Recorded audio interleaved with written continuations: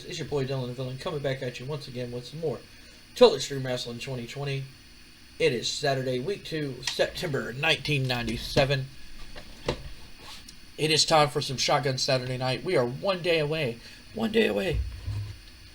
from our English pay-per-view, one night only. And we are here to pretty much try to hype up that show as much as we possibly can. We still have Sunday Night Heat.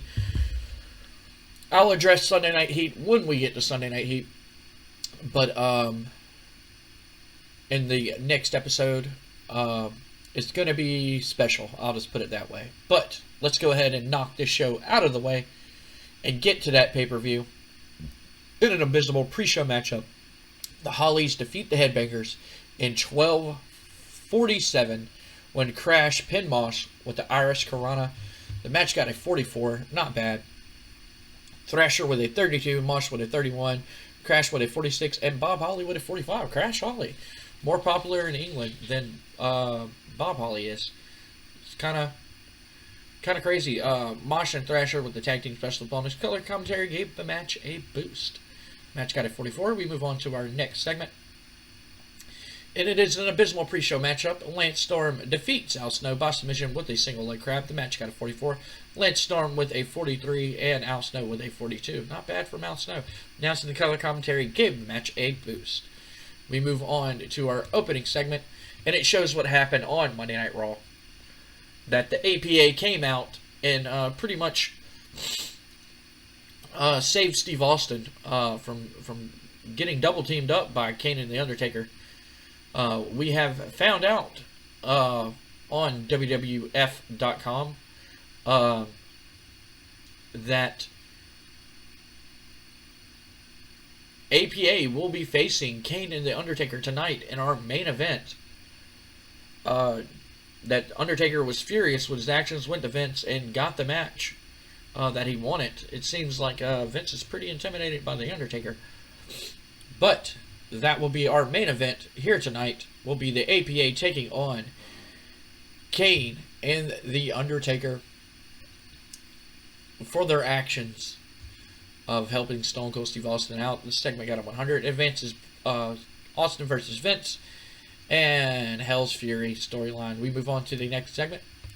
And it is our opening contest of Rob Van Dam taking on one Dean Malenko. The match got a 64. Not bad. Rob Van Dam with a 57. Dean Malenko with a 60. Camp Cornette storyline advances but loses heat. It was super over. Announcing color commentary gave the match a boost. Rob Van Dam and Jim Cornette had pretty good chemistry together. But Dean Malenko beats Rob Van Dam by pinfall. It was supposed to be, let's see here. Right there, Chris Candido comes out and interferes, costing Rob Van Dam the win.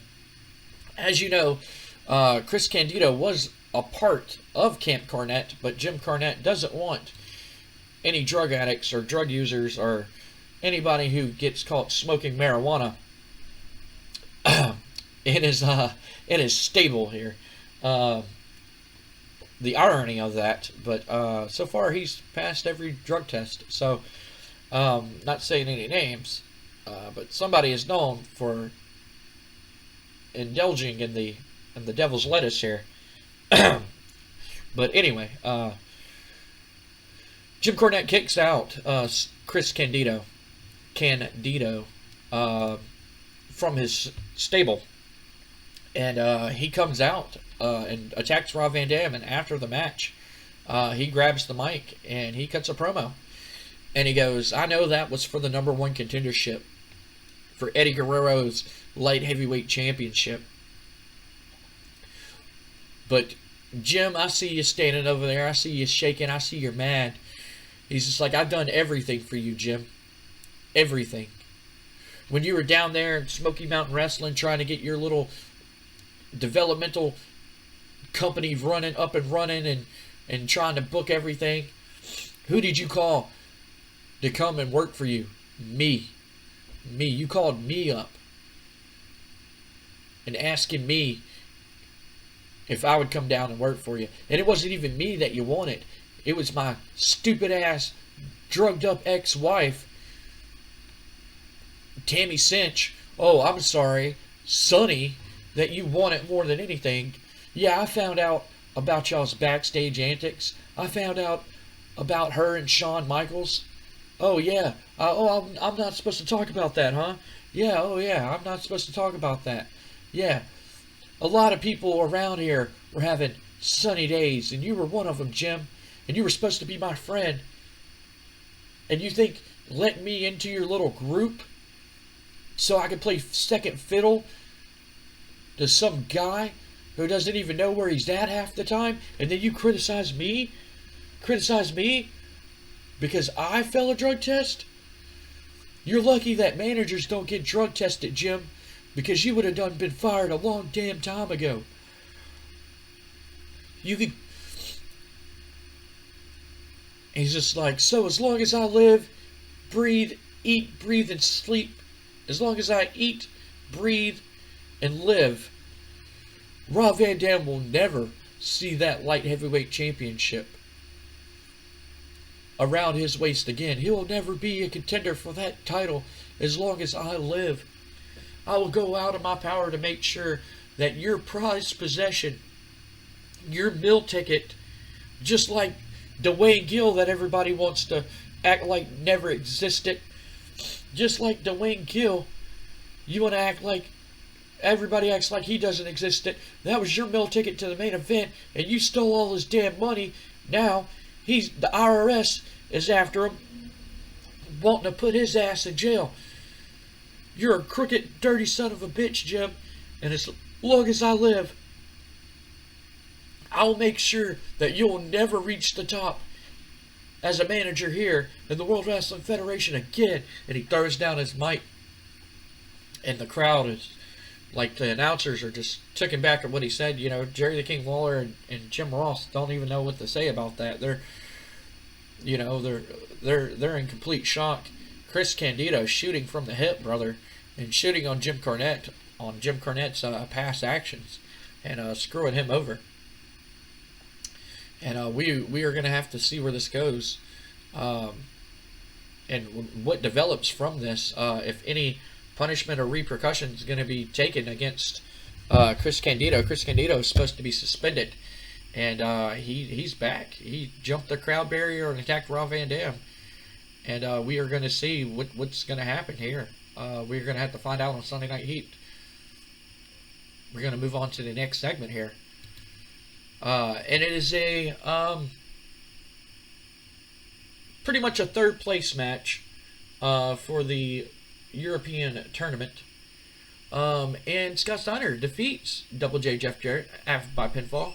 Double J with a 77, Scott Steiner with a 65. Nelson Color commentator gave the match a boost, and Double J and Deborah had pretty good chemistry. The match got a 63. After the match, Double J is mad once again that he lost. And he's screaming at Deborah, and it looks like he's going to go backhand Deborah. And Scott Steiner grabs him and slams him down on the mat.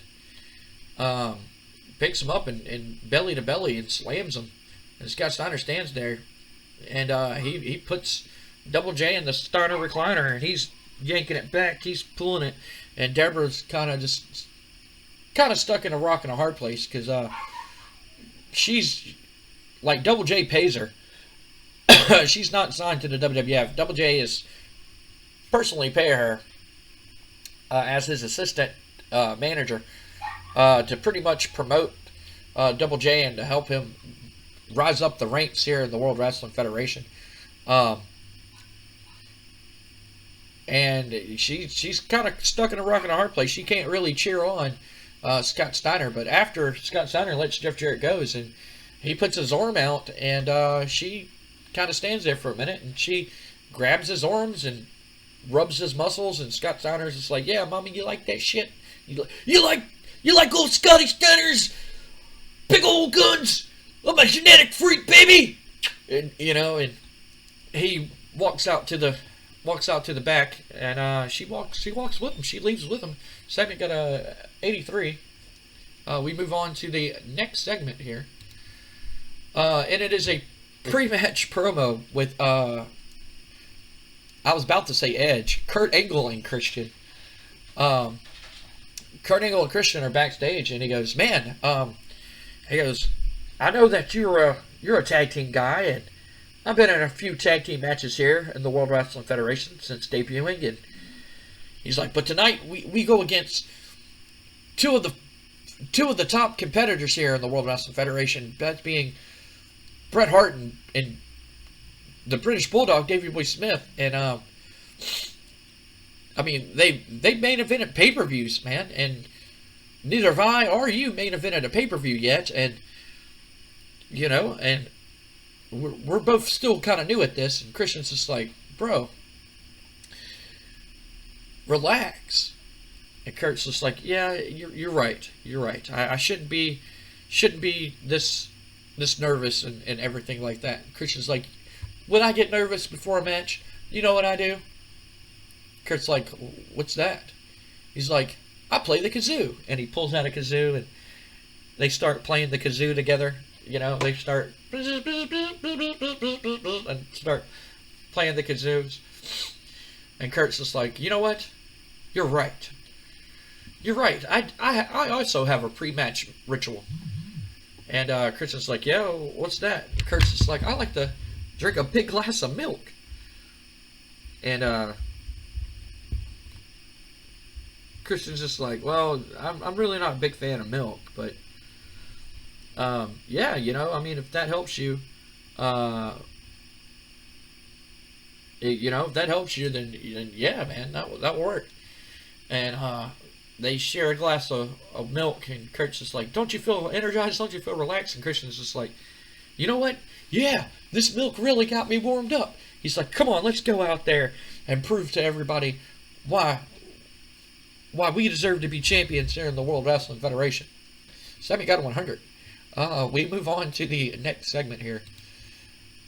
In a bout that had great wrestling and good heat, Bret Hart and Davey Boy Smith defeat Kurt Angle and Christian in 13-10 when Bret Hart submit Christian with a sharpshooter. The match got an 80. I didn't feel this match was going to do spectacular, but and it lost my storyline heat.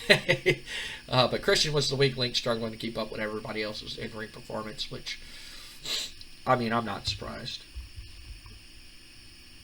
You know, I'm not surprised and shocked at all. But Christian eats the loss here. I mean, obviously. We can't have Davey Boy lose going into the finals. We can't have Bret lose before the big pay-per-view. We can't have Kurt lose before going into the big pay-per-view. And so the only person I figured we can have lose this match is the underdog Christian, because it makes him more of an underdog going into the pay-per-view, especially if he does win that European Championship at the one night only pay-per-view. But that's that match. They lost, and we move on to the next segment. Oh man, I don't know why this did poor. Why did it do so bad? I don't know why it did so bad. But once again, we see The Rock backstage on his phone. And he's still talking and everything like that. And Stephanie's trying to get his attention, and he ain't talking. And then all of a sudden, these girls walk up. These two girls, a brunette and a redhead, walk up. Well, Stephanie's a brunette. A redhead and a blonde walk up. And The Rock kind of like puts his shades down, and he does the people's eyebrow. You know, he does the eyebrow thing, and he checks them out, and he turns and looks at their backside. And Stephanie's right there. Stephanie's like, "Are you serious right now?" Rock's like, "What?" The Rock can window shop. The Rock ain't buying anything. The Rock's just window shopping. And Stephanie's like, "I can't believe what you're saying." She's like, "You are totally not the same person that won me over all those months ago. You were kind, sweet, and generous. You held the doors open." She's like, "Now I can't even get a conversation out of you for 2 minutes without you talking to somebody on the cell phone or referring to yourself in third person." And The Rock's like, look, Steph, The Rock is a big movie star now, all right? The Rock has millions of dollars. The Rock's going to be making many plenty of money. Whatever you want, The Rock is most likely, The Rock can most definitely afford whatever you want. And she's like, she's like, you're starting to get worse than Jericho. And that's 10th time she says Jericho. Jericho walks up and he goes, you see, what'd I tell you, Steph? I told you on Monday. It's just a matter of time before you start calling back to me. And she's like, I don't want you. And as of right now, I don't even think I want to be with you. And The Rock kind of just goes, you think The Rock cares? You think The Rock is concerned whether or not you want to date The Rock? The Rock has plenty of women lined up down the block wanting to get on the cock. And she just shakes her head and she's like, unbelievable. And she walks into The Rock's locker room and she slams the door. And The Rock just kind of shrugs it off. And Jericho's just like, he's just like, you're an idiot. And The Rock's like, I'm an idiot. He's like, you're the clueless one who can't pick up a side. You're lucky. If it wasn't for Vince, I would have whipped your candy ass and took that title, turned that son of a bitch sideways, and stick it straight up your candy ass a long time ago. And Jericho's just like, well, you know what? You're right. If it wasn't for Vince, I would have done showed you why I'm the best in the world and why I'm La Champion, La Intercontinental Champion. And Rock's just like, shut up, Junior. I got phone calls to make, right? And Jericho's just like, kiss my ass, pretty much, like, fuck off, and he walks off, and Rock just gets right back on the phone and starts, that mommy movie sounds great and everything. I'll think about it. And he just starts talking on the phone and everything like that. Stephanie only got an 80. I don't know why it only got an 80, but we're going to move on to our next segment, and it is our main event. Which I'm not surprised this did not do good either. In a good match, The Undertaker and Kane defeat APA when The Undertaker pinned Farouk with a double choke slam. Bradshaw was the weak link, struggling to keep up with everybody else. Bradshaw was supposed to eat the pinfall. Kane with a 90, Undertaker with a 96, Farouk with a 74, and Bradshaw, with a 48. Farouk and Bradshaw with the tag team specialist, and Kane with the crowd support. Fans love Kane. Match got a 72. I was hoping it would kind of do in the 80s, but it didn't make it for some reason. But I guess I forgot to attach a storyline to it. Did I? Yep, I did. Okay. So we move on to the next segment. And after the match, they won the match and everything, and they're going to go beat down Farouk and Bradshaw, and out comes Stone Cold Steve Austin. And he ends up saving Farouk and Bradshaw. And Undertaker and Kane kind of slide out of the ring, and they're just like, yeah, fuck this. And he ends Farouk and Bradshaw some pipes and stuff, and they stand there. And they're kind of like, come on, kind of like on Monday Night Raw. And Austin then celebrates, and he gives them beers and everything like that as we go on to our next segment. What hypes up our big pay-per-view this Sunday. Tomorrow night, our big pay-per-view. We still got to do Sunday Night Heat. And Sunday Night Heat's going to be special. I will address that when we get to Sunday Night Heat. Sunday Night Heat's going to be kind of a special event. And everything like that. So we'll address that when we get to Sunday Night Heat. But our big main event will be Triple H versus HBK. The rivalry continues. The saga continues between Triple H and Shawn Michaels. Their bitter rivalry started. Triple H got tired of playing second fiddle to Shawn Michaels, not being in the main event, being overlooked, having the job out for a whole year. It's Triple H's time. Triple H says, it's my time. I deserve the main event. I deserve the main event money. I've been putting on match of the year. I pretty much won match of the year. That was me defending the Intercontinental Championship. Not the World Heavyweight title, but the Intercontinental Championship. Was putting on better matches than the World Heavyweight Championship matchup. And he's like, I deserve to be World Heavyweight Champion, and he went out and beat Bret Hart and won it. And when he was doing all that, Shawn Michaels was out, recovering from his personal demons and his personal problems. And Triple H said, I'm tired of it. I'm tired of hanging around you. I'm tired of being around that. You're a nobody, and you're always going to be a nobody, and I'm going to prove why I'm better than you. And I'm going to do whatever it takes to prove that I'm better than you. Because you're nothing. You know, you might as well pack it up and go to WCW, where you belong with your other buddies over there, because that's where you belong. You know, that's where you deserve to be. You don't deserve to be at the top here in the World Wrestling Federation. You deserve to be at the bottom at WCW. So they will be facing each other for Triple H's World Wrestling Federation World Heavyweight title. This is Triple H's first title defense. Will he walk out of England the World Heavyweight Champion, or will Shawn Michaels return back to the United States as the World Heavyweight Champion? We will have to find out tomorrow night at the pay-per-view. Our co-main event will be The Undertaker versus Stone Cold Steve Austin, with the promise that if The Undertaker can get rid of Steve Austin once and for all, The Undertaker will be the new #1 contender for the World Wrestling Federation World Heavyweight Championship. He has beaten everybody. He is tired of sitting around. He is tired of doing the dead man gimmick. He's tired of doing the hokey pokey spooky bullshit. He's here for one thing, and that's to kick ass and beat people up and win championships and make money. He's tired of all this stuff. He's tired of all the gimmicks.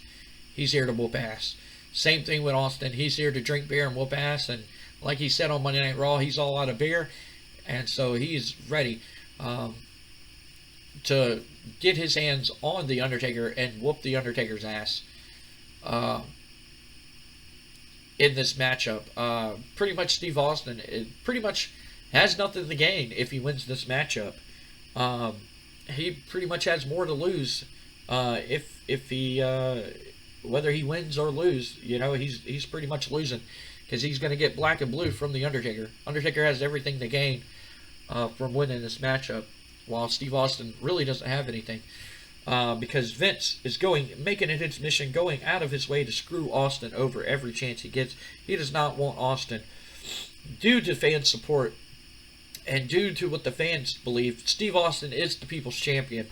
Not to steal anything from The Rock, but Steve Austin is the people's champion here in the World Wrestling Federation. Steve Austin is the fan favorite here, and so many times he should have been World Heavyweight Champion or gotten an opportunity to face for that title, and Vince made it a mission and screwed him out of that opportunity, because Vince does not believe that Austin is company friendly. You know, Steve Austin drinks beer, he cusses, he flips the bird. He doesn't believe it's a good image for his family-friendly company that he's trying to run here. So he's making it a mission to try to get Steve Austin fired and do whatever he has to do to make Steve Austin quit and breach his contract, so Vince doesn't have to pay him the remainder of his contract.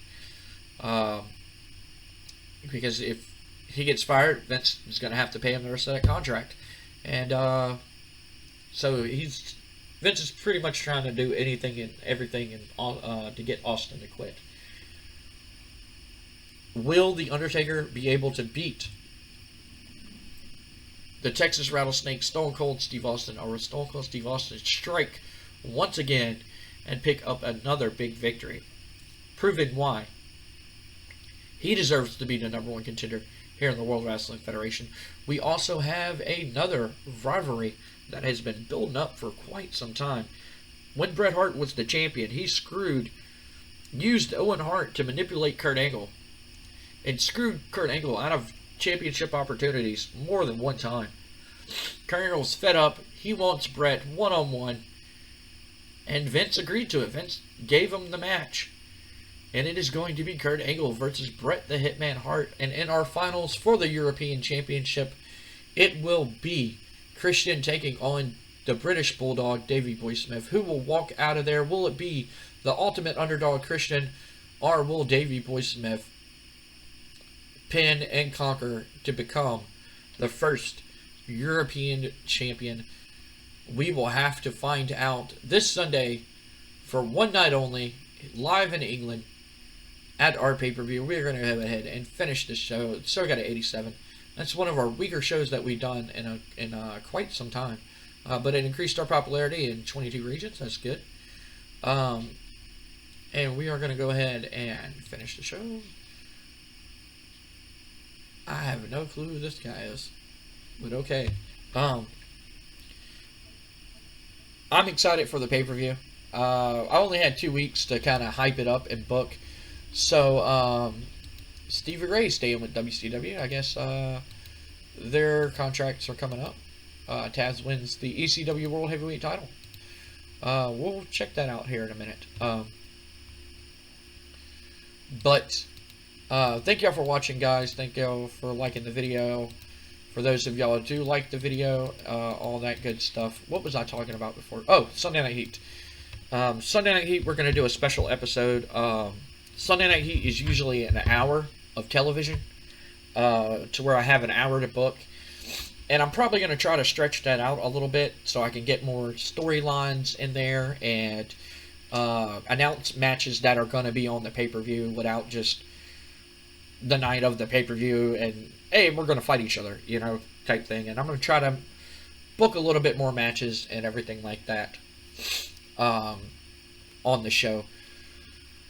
And trying to make it make more sense and everything like that. So Sunday Night Heat's going to be a little bit longer than usual. Pretty much like a pay-per-view pre-show, if you will. And that's what we're going to start doing before the pay-per-views, is kind of have like a pre-show type thing.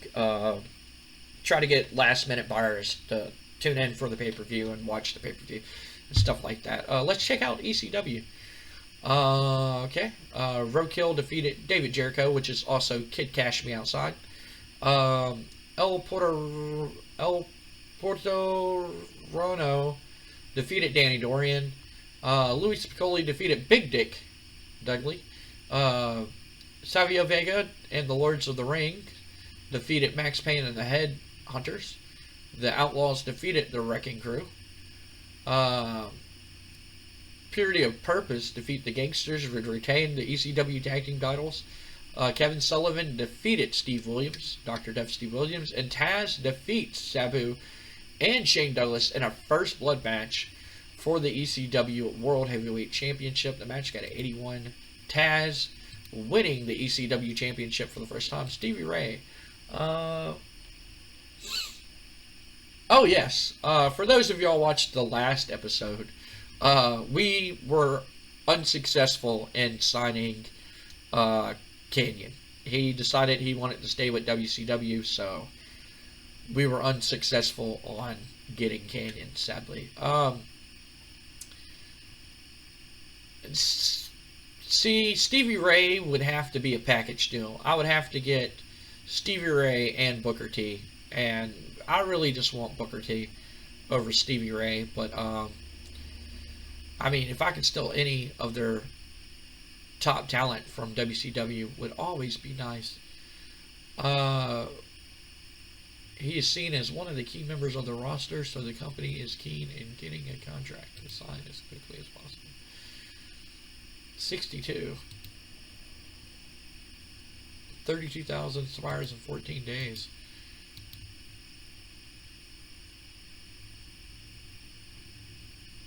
Ooh. I mean, you are kind of old. If I can get Booker T also, then I would do it. But, how much are they offering you? I'll give you, 45 grand. No downside. You'll get no merchandise. No nothing for the next 2 years.